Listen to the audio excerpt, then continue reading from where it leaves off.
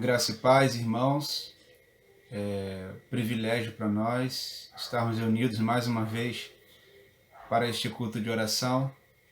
Desejo que o Senhor nos abençoe, que o Senhor fale conosco através da sua palavra. Temos muitos motivos para orarmos, né? Agradecer ao Senhor pelo retorno das atividades da igreja, ainda que de forma parcial. Orarmos por Missões Rio, né? Diante desta campanha, a cidade clama, quem responderá? Orar pelas nossas famílias, orar pelo nosso país, orar pelo nosso povo ainda diante desta questão, desta pandemia que ainda estamos vivendo, orar pelos missionários adotados pela nossa igreja, espalhado pelo mundo afora. Que Deus nos abençoe neste culto de oração. Que você ore neste dia, que você ore junto aí a sua família. Quero te convidar nesse momento a fechar os seus olhos para que possamos buscar a presença de Deus neste momento. Eterno Deus, bendito é o nome do Senhor. Estamos reunidos como igreja para mais um culto de oração. E te pedimos, ó Deus, que o teu Espírito fale conosco pela palavra. Te pedimos, ó Deus, que os nossos corações estejam quebrantados, abertos à tua ação, ao teu poder atuando em nós e através de nós, Pai. Abençoe cada família, cada irmão, irmã, cada querido neste momento, que apesar de estarmos distantes, o Senhor nos dá este privilégio, ó Deus, de estarmos juntos através da tecnologia, Pai. Abençoe cada lar, abençoe cada vida, aonde for alcançada através desta imagem, através da nossa voz, através da pregação da Tua palavra, que o Senhor abençoe, Pai, grandemente, ó Deus. Assim, Pai, te pedimos, no nome do Senhor Jesus Cristo. Amém, Senhor.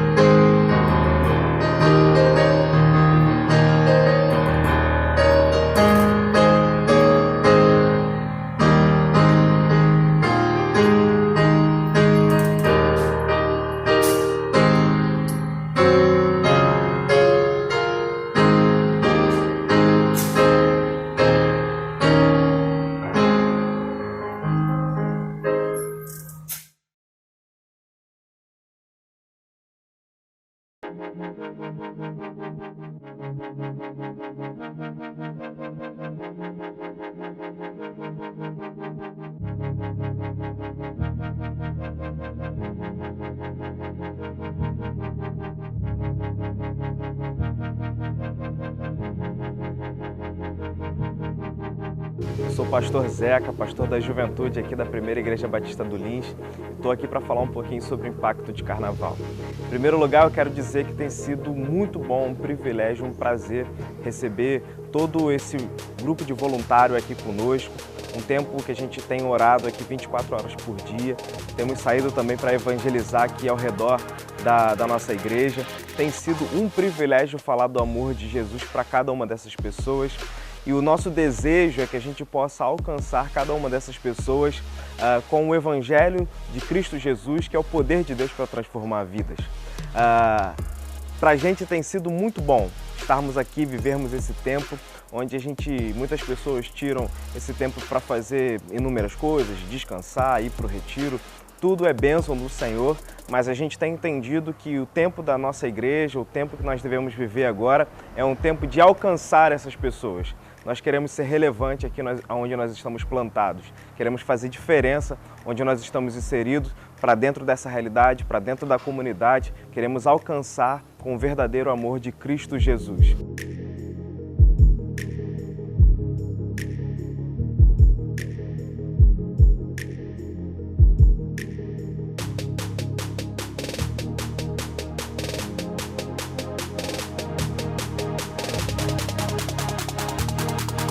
Dentro do trabalho de formiguinha, nós vamos chegar lá.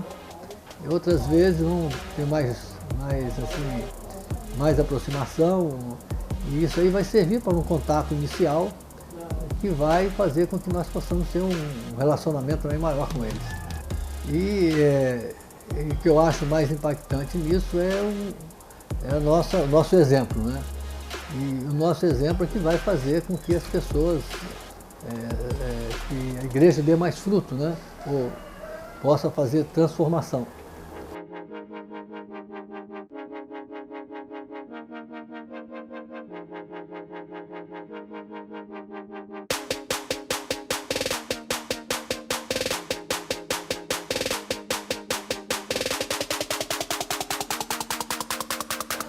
Hola, mi nombre es Alondra, soy de Chile y bueno, ¿cómo llegué a Impacto? A través del programa CADI. Nosotros somos un grupo de voluntarios de una organización chilena que trabaja de una manera prácticas misioneras a corto plazo. Por eso se nos dio la oportunidad de poder trabajar y participar de CADI. Ha sido una experiencia bonita, un poco difícil por el idioma, pero estamos expectantes a lo que Dios puede hacer con nosotros en nuestra vida. Careu.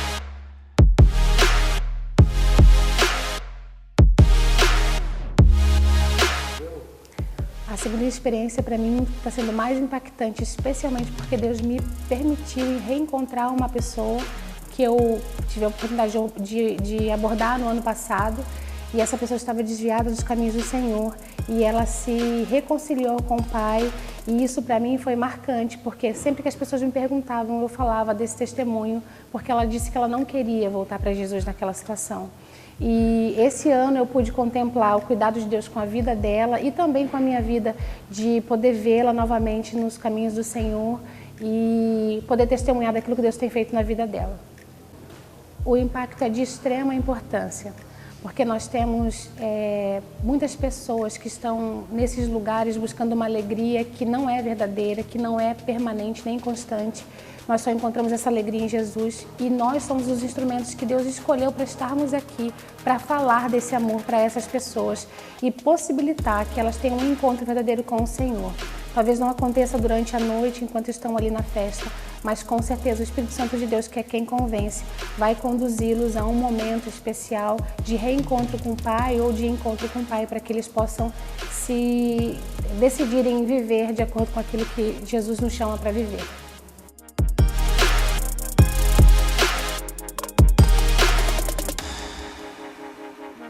Se você quer conhecer um pouco mais desse projeto, procure a Missões Rios, procure a Convenção Batista Carioca e faça parte também desse projeto, fazendo com que a sua igreja também seja uma igreja sede, base do impacto de carnaval. Eu tenho certeza que vai impactar tanto a sua vida, tanto a vida dos voluntários da sua igreja, como a vida das pessoas que estarão ao seu redor. Alcance as pessoas com o amor de Cristo Jesus.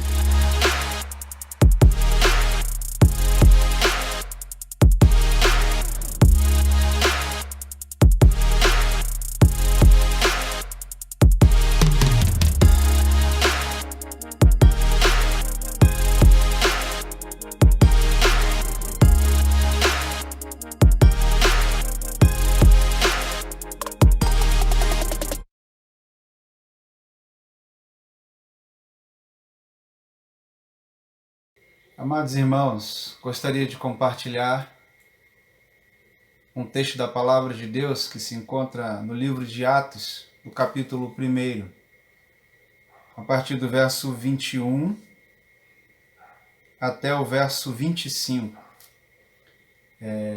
Essa mensagem tem como título Orando como Jesus. Diz assim a Palavra de Deus: É necessário, pois, que dos homens que nos acompanharam todo o tempo que o Senhor Jesus andou entre nós, começando no batismo de João, até o dia em que dentre nós foi levado às alturas, um destes se torne testemunha conosco da ressurreição. Então propuseram 2, José chamado Barsabás, cognominado Justo, e Matias.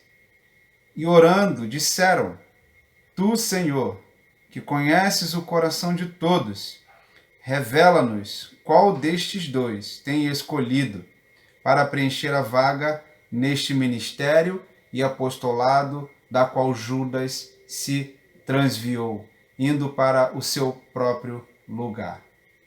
Que Deus abençoe a sua palavra. Na reflexão anterior, estive compartilhando com os irmãos a respeito de um diálogo entre Jesus e um dos seus discípulos, envolvendo de uma certa forma todos os outros discípulos, quando um discípulo do Senhor o pede, buscando a Jesus, perguntando: Senhor, ensina-nos a orar. E a Bíblia logo descreve que Jesus ensinou não somente aquele discípulo, mas a todos os outros que ali estavam. E nós não ficamos especificamente naquele texto onde se encontra, vamos pensar popularmente, a famosa oração do Pai Nosso, mas vimos diversos exemplos da vida de Jesus no que se refere à questão da oração. E hoje, nesta mensagem, onde nós falamos orando como Jesus, os discípulos, os apóstolos, aprenderam com o Mestre a orar. E eu quero utilizar este texto como exemplo do quanto aqueles homens aprenderam com o Senhor a orar na tomada das decisões.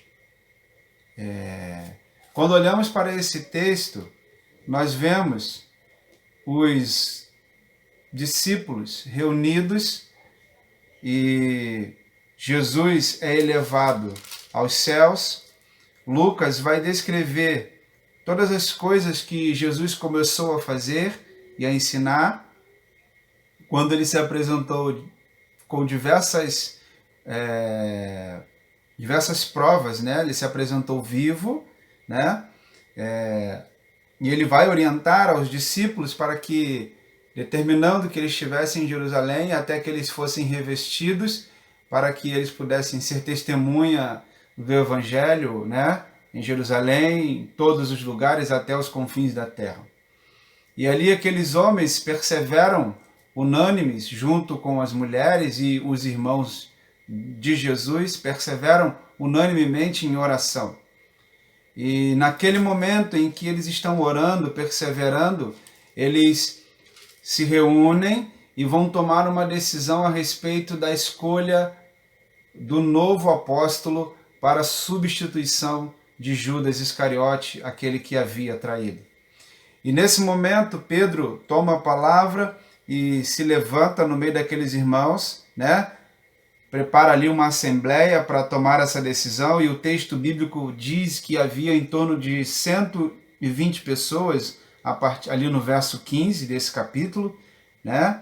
E Pedro vai dizer que, conforme as Escrituras, haveria de acontecer a questão da traição, mas nesse momento eles estão preocupados com a necessidade de se estabelecer um novo apóstolo para assim se juntarem a eles, ao ministério do apostolado. Então Pedro, nessa palavra, ele vai dizer que era necessário que fosse um homem que já tinha acompanhado eles, né, no período em que Jesus andou entre eles. Esse discípulo deveria ser um discípulo assim como eles, que estavam junto com eles quando Jesus andou entre eles. Uma outra questão é que haveria necessidade desde o período do batismo de João até a questão, né, que fosse um homem que foi testemunha também da ressurreição de Jesus Cristo. Então eles estabelecem alguns critérios para que esse homem pudesse se juntar a esses apóstolos, né? Existem esses critérios, mas acima de tudo isso, o que nós vamos aprender aqui é a questão do exemplo. E ele se propõe, na verdade, dois homens, né? Um chamado José e o outro chamado Matias. E Pedro coloca nesse momento que orando, disseram, eles estavam orando, e havia uma concordância na oração deles, onde eles disseram: Senhor, Tu conheces o coração de todos. Então, revela-nos qual destes dois o Senhor tem escolhido para que se torne o apóstolo junto conosco para avançarmos na pregação do Evangelho, para continuarmos com a missão que Jesus iniciou, que ele passou para eles, né, como apóstolos de Jesus.